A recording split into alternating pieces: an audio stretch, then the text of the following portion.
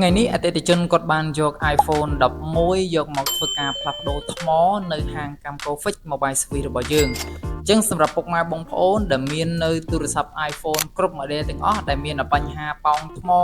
សាក់ថ្មអត់ចូលប្រើទៅថ្មឆាប់អស់លឿនឬក៏មានបញ្ហាផ្នែកម៉ាស៊ីនឬក៏បញ្ហាផ្នែកអេក្រង់ណាមួយនោះបងប្អូនអាចធ្វើការអញ្ជើញមកជួសជុលនិងទទួលសេវាកម្មនៅហាង Camco Fix Mobile Service របស់យើងទាំងពីរសាខាផងដែរដោយសាខាទី1យើងមាននៅជាប់រង្វង់មូល Stop Camco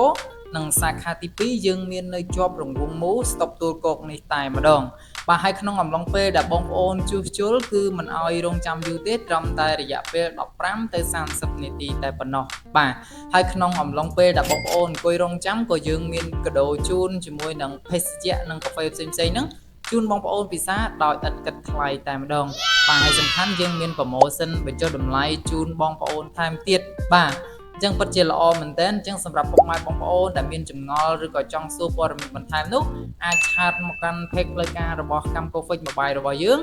ឬមួយក៏បងប្អូនទំនាក់ទំនងតាមលេខទូរស័ព្ទនៅខាងក្រោមនេះដើម្បីប្រឹក្សាយោបល់បន្ថែមអរគុណបងប្អូនយើងជួបគ្នានៅវីដេអូក្រោយទៀត